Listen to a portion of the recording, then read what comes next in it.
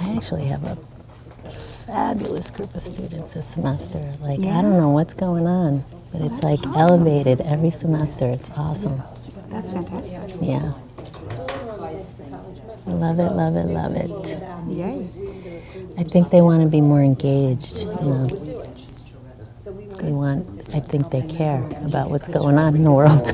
Imagine.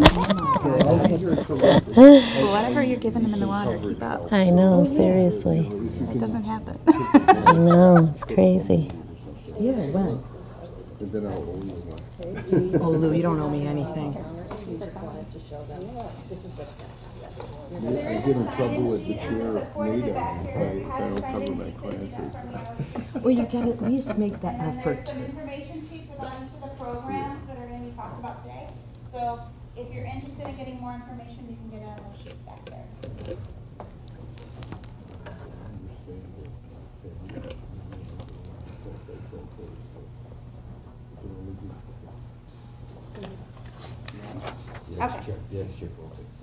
Okay. So welcome everyone this morning. My name is Elizabeth Baxter. For those who don't know me, I am the specialist with the Undeclared program. And just want to present to you today a career forum on unique careers in the social sciences. And I have a wonderful panel of specialists that are going to be able to talk to you about each one of their skill areas and share with you a little bit about their own career journey and how you can potentially follow your own journey as well into the social sciences. So I just want to introduce to you Dr. Perez-Kane. She is the chairperson for the Anthropology, History, Political Science, and Sociology Department, and she's going to introduce to you her colleagues as well. So thank you and welcome. Thank you. Thanks, Elizabeth. Good morning, everyone. Good morning. As Elizabeth said, my name is Nada Perez-Kane, and I am the chair of the department. We are a unique department. We're made up of 4 disciplines. I like to think we're a little bit more than that as well. Years ago, we took on the responsibility, I think, of really innovating in terms of community college curriculum. And so we developed these 4 programs that you really won't find in other community colleges. We can each talk about our own disciplines, but together what we did was develop interdisciplinary degrees in addition to our disciplines, African American Studies, Global Studies, Gender and Sexuality Studies, and Urban Studies. And we did this because we felt it was important to share with our students the ability to think beyond our disciplines. Our disciplines are important. I'm a sociologist, but I also have 2 graduate degrees in interdisciplinary studies where I've taken many times a little bit of the disciplines that you're going to hear about and really sort of framed the social sciences in a way that makes our study applicable to the real world. And that's really what interested me when I got into the social sciences was how can I make a difference in not just understanding our society, but changing it for the better. And so we can come back to me, but I'd like to introduce the panel, my colleagues. To the left of me is Susan Belair, and she's a sociologist. And she can talk about her journey through sociology. Next to her is Lou Andolino, and he's a professor of political science. Next to him is Dr. Bill Drumright, and he is a historian. And next to him is Bethany Gizzi, and she's a sociologist as well. So I'm going to let Susan, we have to share our mic here, so I'm going to let Susan speak about her experience with sociology. Can you hear me, Jeremy? Okay. I'm an MCC graduate last century, I should say, multiple decades ago. And when I started here, I didn't know what I wanted to do. I'm an adult student. I thought business sounded good, right? So I went into business administration thinking I didn't know where it was going to lead to me, but it sounded like a safe discipline, safe degree program. Well, I started, got through Economics 1, did not sit through Economics 2 well, so I switched my major to accounting. Because believe it or not, I loved the pencil and paper. This is all before computers. Pencil and paper and the neat columns and rows and everything else. And within that program, I had to take a social science. So I went down to our counseling center and said, why do I have to take a social science? I'm going to be an accountant. I'm not going to talk to people, right? Because that was my vision of the occupation at the time. But he was like, you're going to have to talk to people. Different things are going to be going on. You need to know about what's going on in current topics and understand and speak intelligently. So I begrudgingly took Soc 101. And that class turned my world around 180 degrees. What happened, as Neda talked about, is it gave me the language to understand the world I was living in, because I couldn't understand it. How did we create marginalized groups? Why do some groups have power and others don't? And why is that sustainable? Why aren't we changing the world for the better? Some of the questions I had. Why is this group deviant and that group not deviant, even when they do the same behavior? So sociology answers those day-to-day questions for me. It gave me my aha moments. So I decided, I finished my degree in accounting because I was too far along to switch majors. Transferred to Nazareth for my bachelor's, Syracuse for my master's. What do you do with a degree in sociology? I really thought that I would continue through my doctorate and do research. But then I took qualitative methods and realized that's where my interest lies. And through my educational experience, I knew I wanted to teach. And I knew I wanted to teach at MCC. Part of that is to give back what was given to me to help you understand how we've constructed this world that we're living, that Lou and Bill were talking about earlier on some aspects of politics, and things constantly change throughout the day, and we never know what's going to happen in the next hour to hour. But how do we place that into a larger context? And that's how I found my own career path of teaching sociology here. And I have to tell you, it's the best discipline on the universe, regardless of what Lou and Bill are going to say about theirs. Okay, so that's just a bit of information about me. I'm an MCC graduate, had my associates in accounting, took Soc 101 because it was a social science, had no clue what it was about, but it really was life transforming for me. There you go. Oh, I have to put it on myself? Yeah. Oh, okay. Is this good? That's good. Okay. Hi, my name's Louis Andolino, and Susan and I have been friends for many years, and I until today I didn't realize how our stories were so much alike. I was in the first graduating class at MCC, and I came here to get a college education, whatever that meant, not really knowing what the heck I wanted to do. But like Susan, the safe discipline seemed to be business administration and accounting, interestingly enough. So I came here and studied that. And two things happened. When I reached cost accounting, the very nice professor put his hand on my shoulder and said, Lou, this isn't for you, okay?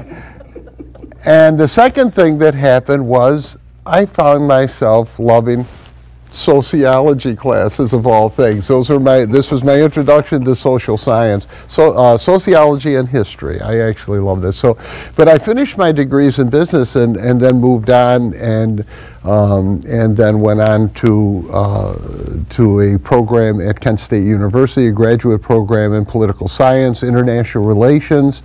I specialized on Soviet studies, which is really very timely right now, Russian, Soviet studies. But what had happened was college provided me with an environment for me to decide what I wanted. I really had a taste of things, and by the time I'm coming through my second and third year of college, I realized what I didn't want and what I did want and why I wanted it. And I'm so glad that happened. So I started out just wanting a college education, you know, and getting a desk job someplace. But college provided me with ideas to be much more and to learn a profession that gave me a life. I mean, when you can get something that you love professionally, whatever discipline you take, whether it's history or political science or whatever, you can have a very good life. And the connection between the two is so important. So any message I would give you today would include this idea of finding what you like and making something out of it professionally, and then have the opportunity to enjoy your life because you're doing something that you really like doing, okay? So my field is political science. Perhaps my journey is a little different than many political scientists, and perhaps after all these years, well over 40 years in higher education, that my journey is much different than your journey would be. But I'd be very happy to answer any questions that you might have about the discipline of political science.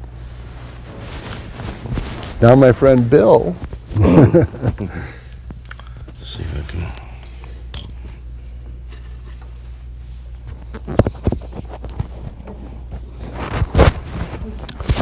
Actually, I'll just hold it here.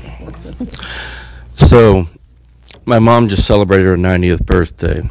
Why is that important? Because I grew up in a family where most of the people made their living with their hands. It was mostly laboring type of jobs, blue-collar jobs. What my mom helped imbue in me was that I could make my living with my mind.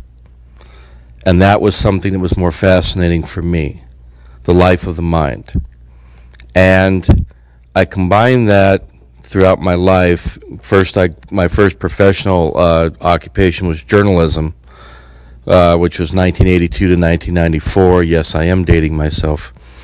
And got to the point where I needed to go change careers, and I had the chance to go back and get my master's and my doctorate in history. Because there is a line from William Faulkner, the novelist, who made a very good point once, and it's very applicable today. The past is not dead, it's not even past. Yet, to figure out where we are at, it helps to know where we have been. And that always appealed to me. It appealed to me that I can make my living with my mind. Did I know I would end up as a historian teaching at college? No. Did I have the understanding that I could go on to college and do something different than trying to make my living with my hands? Yes. And I think the importance here, when I'm talking from all my colleagues, is that there are various ways you can take a major and take it into something different. Here's an example. I'm looking at the Occupational Outlook Handbook. As a historian, anthropologists and archaeologists relate, archivists, curators relate, economists, editors, geographers, even sociologists relate, along with writers and authors in that. The thing is that in looking at my life and looking what you're going to be doing now, a degree in higher education is essential. When I was growing up, it was at that time still optional in a way. It's not anymore. If you can find something that you may major, say, in history and take it in a different direction, but you're still going to need that 4-year degree or beyond. It's important that you have something that you like, and then you can take it in different directions, because that's a reality of the dramatic change of the job market. And with that, I'll go ahead and pass this on to my colleague, Professor Gizik. Thank you.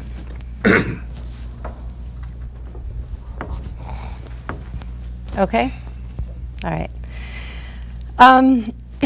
So when I started college, I really had absolutely no idea what I wanted to do, except that I had this grand idealistic vision that I wanted to help people and I wanted to save the world, right? Like these big visions that were really not specific at all.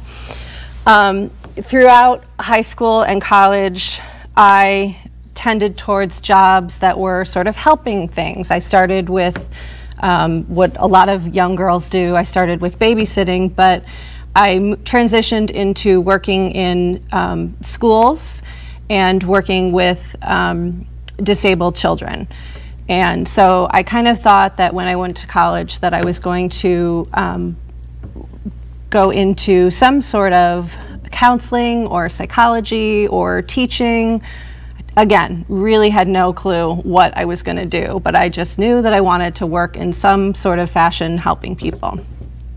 So I started out actually as a psychology major, and I started to think that I was going to head towards sort of being a school counselor or a school psychologist, and that was my direction. And then for various reasons, I went to a couple of different institutions. I started out at NYU, then I came back home and I actually went to MCC for a semester. We have lots of MCC students here. And then I transferred to SUNY Binghamton into their psychology program. And if anyone has ever taken a look at some of the psychology programs at different institutions around the country, some of them are much more science-based and experimental. And that was the case with the program at SUNY Binghamton. And as I said, I wanted to help people and save the world. I was not a science major. I was not going to go into that sort of a field. And so when I realized that the psychology major at Binghamton was so science-based, I was like, oh, this is not for me. So while I was there, I transitioned into a program called Applied Social Sciences, and it allowed me the opportunity to basically take all of the classes that I wanted and make them into my own major. So I took history and political science and women's studies and sociology and anthropology and African American studies, and it was fabulous. So I got a degree in Applied Social Sciences with a concentration in women's studies, and then I was like, okay, now what do I do? Because I've taken a lot of different degrees, social sciences, but I'm really not sure that this has prepared me for a career. So I took some time off to kind of decide what I wanted to do and where I wanted to go after that. And actually, with that degree, I was able to get a job. I actually worked in a facility for young girls who were juvenile delinquents, a residential facility for juvenile delinquent females, which was an incredible experience, very eye-opening, and it helped me to sort of figure out that I did want to go into a helping profession, but I didn't want to work in as much of a sort of a clinical kind of setting. I wanted to have a little bit of a more broad focus.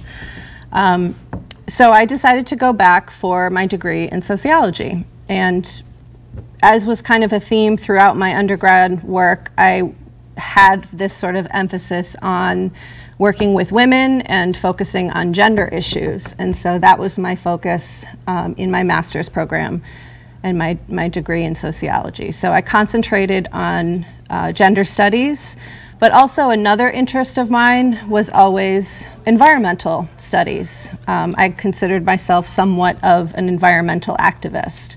And so I combined those two passions, and I completed my thesis studying women who were environmental activists. So I combined my issues in gender and environmental sociology.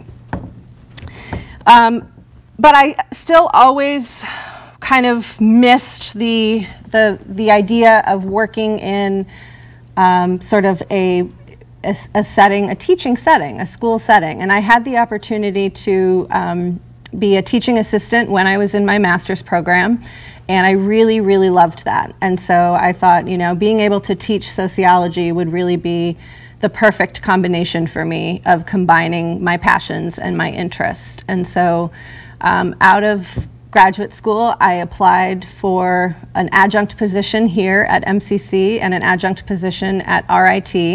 I knew I wanted to move back to the Rochester area where my family was. And so right out of graduate school, I became an adjunct teaching sociology, and I never looked back. I've loved working here and teaching here, and Eventually, I got a full-time position, and I am now a full professor of sociology, and it is the best of both worlds for me. I'm able to focus on my passion of sociology and also able to teach. And I like to think that I'm doing my part to help people and save the world, even if it's just in a little bit of the corner here at MCC. We haven't done this yet, but I just want to sort of talk a little bit about our degree also, because one of the degree programs that Neda mentioned was one that I was involved in developing and creating, and that is the Gender and Sexuality Studies program. And that is, as Neda mentioned, an interdisciplinary program. It combines courses in our disciplines within our department, but also other disciplines across the campus. For example, we have courses in the English department and philosophy that are also incorporated into this degree, and all of the other degrees are very much interdisciplinary. But the focus of the Gender and Sexuality Studies degree is focusing on having a greater understanding of the role that gender and sexuality play in our social experiences and our social lives, how they shape the opportunities and the resources that we have, and have an impact on the direction that our lives are going to take. So I am very happy to answer any questions that anyone might have about that degree or about sociology in general.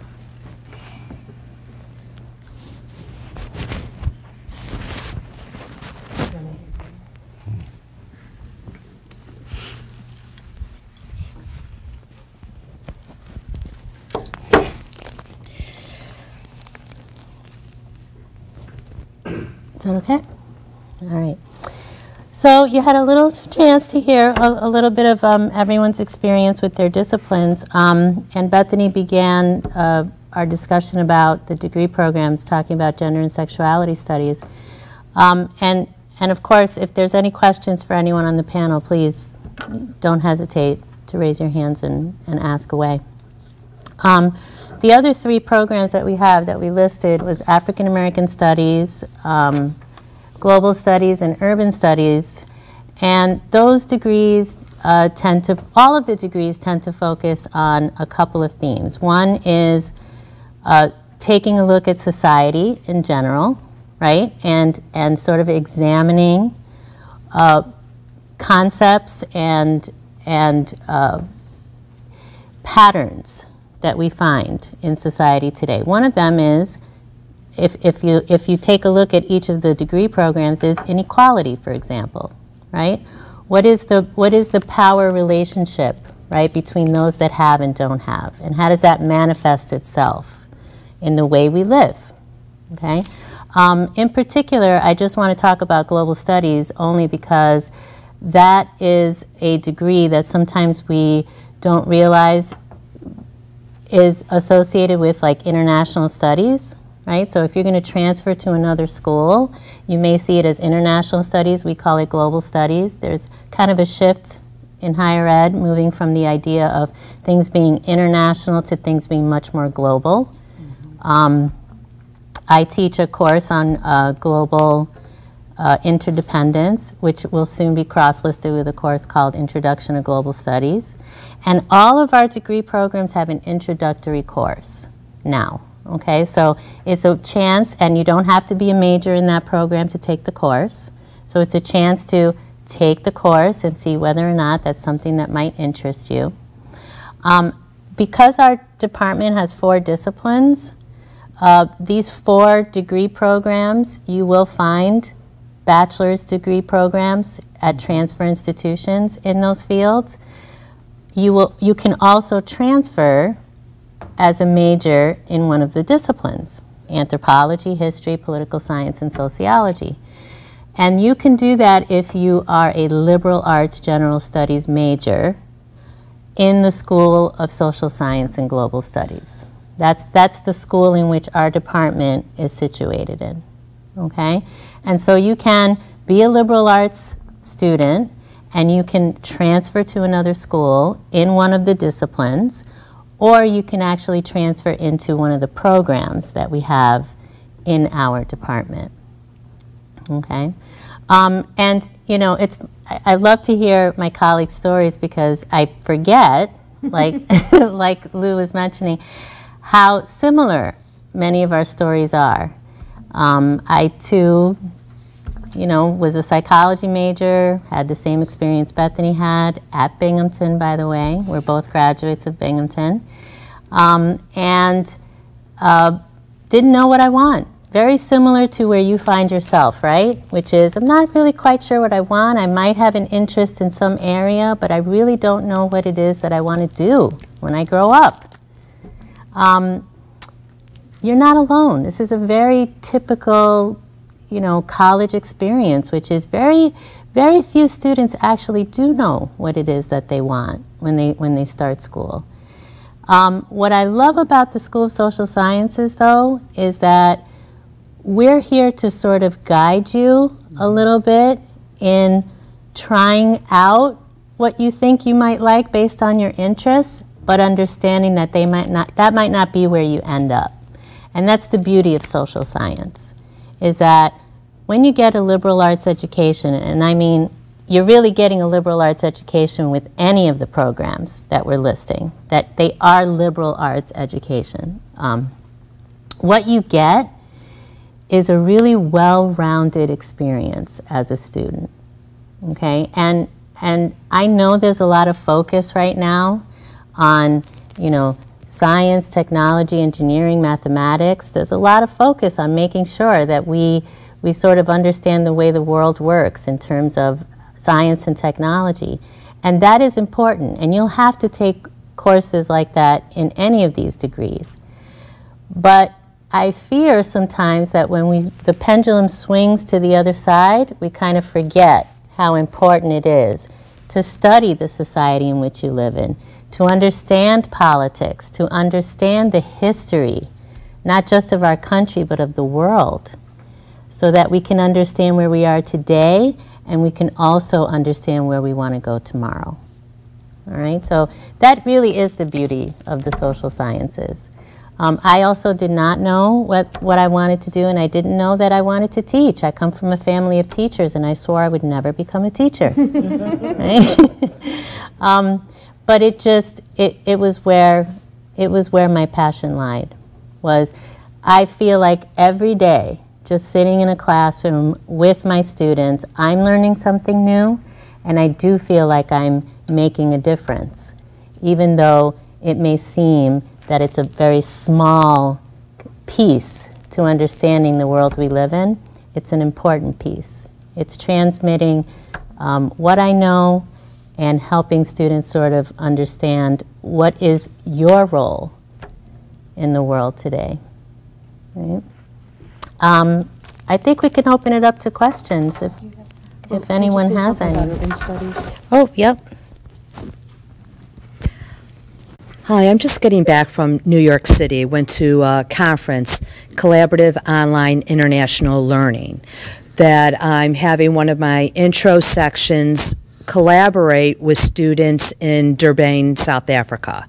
Okay? So while I'm in New York, of course I'm going to walk the streets, right? And I'm up and down 7th, 6th, and 5th Avenue, and I'm hearing a whole world of languages, whereas on campus I hear predominantly English, right?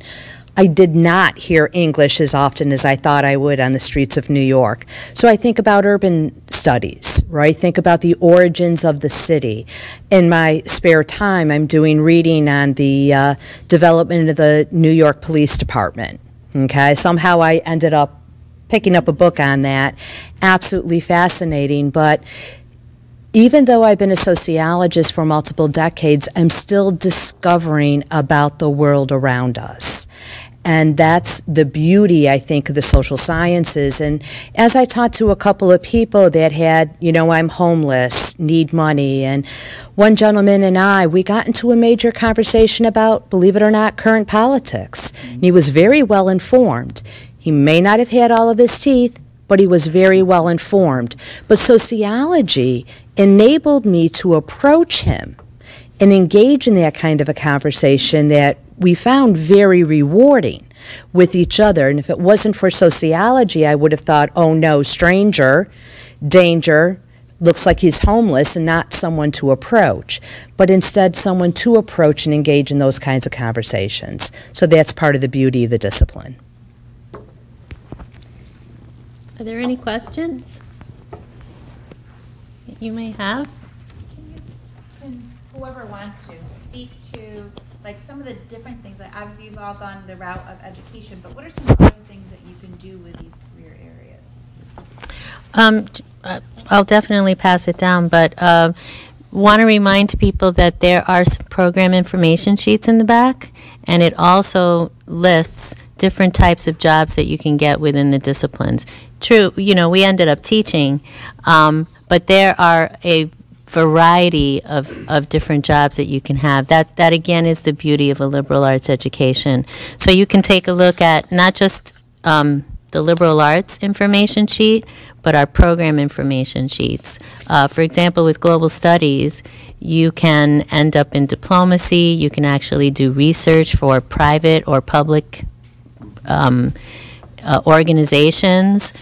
You can go into politics. You can go into museum studies. You can do advocacy, as Bethany was mentioning. One of the things that propels us in our studies is not just to study what's going on in the world, but to act on it as well. So many of us are activists, right? We're making sure that we're applying our knowledge in the real world, as well as being scholars in it. So there's a nice list of different types of careers that you can go follow in terms of social sciences. There are also some links that I emailed and you might have access to. Just a little warning about the links. They're very general. So whatever it is that the salary says is the starting salary, I'm sure you realize that there's a big variety and range in those salaries, right? I did not get into teaching for the money. No. So. Having said that, there are lots of things you could do that you could make more money. There's a couple of points that I would like to make, and I really would like to answer any questions that you might have. One is if you get into one of these disciplines, they are all overlapping. I told you I got interested in social sciences initially through sociology courses, and all of our disciplines really overlap. To be a good political scientist, I think you have to be a good sociologist. You have to be a good historian, and a lot of my work is in history. So I just wanted to make that point. The other point is the practicality of coming into this type of disciplinary work. When I went on to graduate school and knew I wanted to study political science, and I knew that I wanted to concentrate on the global system, international relations, and Soviet-Russian studies, I knew that I had two career goals possible to me. One was teaching, always teaching, especially if you go on to graduate school. And the second one was government work, which I considered and had possibilities for in Washington. But I soon found out the discipline kind of drives you to your practical goal. And my goal became teaching. But once you decide what discipline you want, once you get into it, and if you're intellectually curious, it'll just push you to the outer boundaries of the discipline, you will discover what you want to do. And there are job opportunities. There's a lot. In political science, as Nada referred to, there's all kinds of possibilities, including in the private sector. My daughter's a graduate of Syracuse University. Her degree was from the Maxwell School, which is political science. Yeah, and sociology. Which is where you went. But her degree was in public policy, which is a political science degree. And she has been working for an international corporation since she left school 20 years ago. So it prepared her for a job in the private sector, but with an international organization. These things are all possible now, and everything is global now. If I could push the global studies a little bit, everything is global. What is also important is that basically in your education now, you're going to need to give more weight to an interdisciplinary approach. That's vital because regardless of the immense amounts of information that are out there, and with the internet and that, it's massive, you still have to be able to work back and forth between a macro view of the world and a particular application of that sliver of that macro view. The thing about all of our disciplines, they get at all of our disciplines in their way get at a very fundamental question. What does it mean to be a human being? Now, think about that carefully. What does it mean to be a human being? Because being a human being is incredibly complex. Multiple facets, and the type of things that we do in our department and these programs and that lend themselves to an interdisciplinary approach, which is going to become more and more important as time goes on in education. No one discipline can cover everything. It is going to be, the more that people can adopt an interdisciplinary perspective, the better chances you will have of navigating an incredibly complex and shifting, among other things, job market. A lot of us basically started in a discipline and kind of found our way. That's going to continue because that's the reality of the change. Your ability to be more intellectually nimble is more greatly enhanced if you take an interdisciplinary approach. And that's going to be important, more so as time goes on.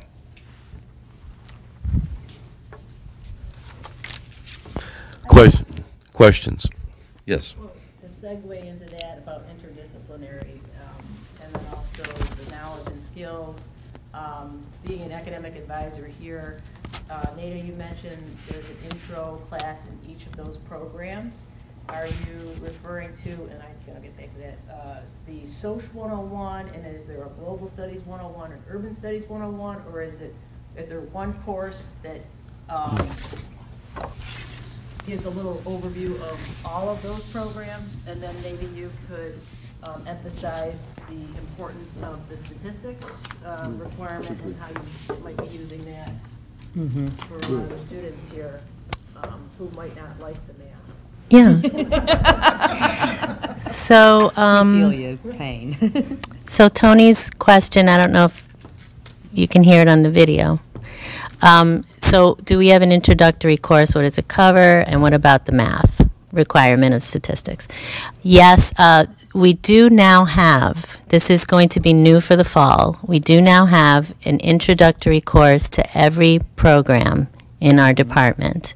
So there will be an introduction to global studies, introduction to urban studies, introduction to African American studies is already a course. We wanted to follow suit, right? We wanted an introduction to what does it mean to study the city? What does it mean to study gender and sexuality?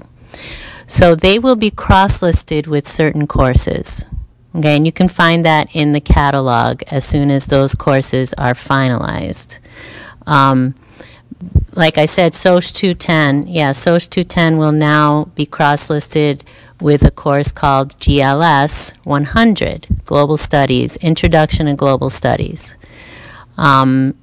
Soc 202, Urban Sociology, will be cross-listed with at URS 100, Introduction to Urban Studies, and so forth. The gender and the African American are not cross-listed though, right? African American Studies is cross-listed with History 102, and then Gender and Sexuality Studies has a new course, not cross-listed, well, it is cross-listed with a Soc class. So it'll be Soc 100 / GSS, Gender and Sexuality Studies 100. So this is new. It's coming in the fall as soon as it's finalized. It's part of it will be part of the new revised programs when we start in the fall. And all of our degrees do require statistics. And the reason for that is it is the best application in terms of math to study the social sciences, right? So statistics takes a look at patterns in society, right? And so it used to be kind of daunting when students would hear that, you know, Math 160 was the requirement, but now if you're not completely ready to take Math 160, we do have a level 4 math class that prepares you to take that, and that's Math 096. So it's a direct pathway, right, from Math 096 to Math 160. All right, and we actually require that students, well, we advise that students take the Math 160 if you're going to major in any of the 4 disciplines as well: anthropology, history, political science, and sociology, as part of LA 04 or LAS 5, which is liberal arts in our School of Social Sciences and Global Studies. So the college is, you know, in a bit of a transition with curriculum right now. We're all set. We put all those changes through, and they should be coming through in the fall. And so if you really do have an interest in checking out any of our disciplines, my card is in the back, and I would encourage you to contact me so that I can hook you up with our fabulous colleagues in our department. And of course, the fabulous advisors in the Advising Center. And I want to put a plug out for the Gender and Sexuality Studies introduction class, because it has never been offered before. Brand new. We offered in the fall for the first time. Yeah. And I'm teaching it, and I really hope that there will be students in that class. Thank you. The course obviously is designed as an introduction course to the Gender and Sexuality Studies major, but it's really an introduction to just understanding the role of gender and sexuality in our lives. So I would say it doesn't matter what your major it is or what your career path is, everyone should take a Gender and Sexuality Studies course, just so you can understand the roles that it plays in your life and be able to relate and interact with other people in your world. So Tony, help me out and register students into that class. Send me a flyer too. Okay. I just have one more plug for the stats class. As we put these degrees together, we're also looking at our local transfer institutions, right? Most of us have been local, most of us have transferred to local institutions. So we really prepare you for that, you know, entering as a first semester junior. And the statistics here is, in a way, safer to take. You get your foundation. And then this way, when I transferred to Nazareth, I did not need another math class. I did when I transferred for graduate work, but I found the stats that I did here prepared me for the first stats class that I had to take at Syracuse. I took other ones, but that was on a volunteer basis because I like math. But just so you know, we do think about our local institutions and transferring as we put our degrees together. So do the stats here. It really prepares you for your junior entry. Before we finish up, any other questions for the panel? Yes. Outside of MCC, do you find that you have time to make a difference in your own communities through civic engagement, volunteering, or any passions or goals or projects that you may have that still pertain to your studies? Absolutely. Oh, yeah. Yeah. Community service is an aspect of our service work here at the college, period. But I think we're all involved in very different organizations outside of campus in a multitude of ways. I do mental health to faith community-based activities. There's a march this Saturday, March for Our Lives. We'll be there. We encourage you to attend as well. We're constantly in the community, not just protesting and making waves, but we are also involved in many community organizations. One of the things about the social sciences is that you really live what it is you're teaching and learning. It's the nature of the discipline. It is the nature of the discipline, absolutely. And one of the panel members is the president of our union here. Yep, And down it's there. been very helpful in supporting faculty and staff if they have grievances with the college. And I'm surprised she didn't mention it. Well, I mean, it is, in a way, it is related to me being a sociologist, but yes, so I'm the president of the faculty and staff union here at MCC, and I'm involved in my local, or I'm sorry, my state and my national unions on the higher ed policy councils. I'm also on a women's committee for the state local and an LGBTQ committee for the state local, or for the state union as well. And it makes sense because I have a passion for social justice and equality and activism, and so that translates into my workplace as well. I want to make sure that my colleagues are treated fairly and that we have equality here in our workplace. So that is a way that I was able to kind of translate my own activism into my work. So, yeah. Yeah.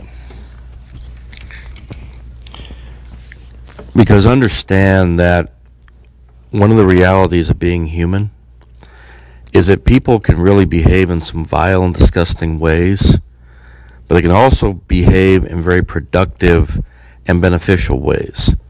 And a lot of that comes to a type of understanding of the world around oneself, and then what does one do with that understanding?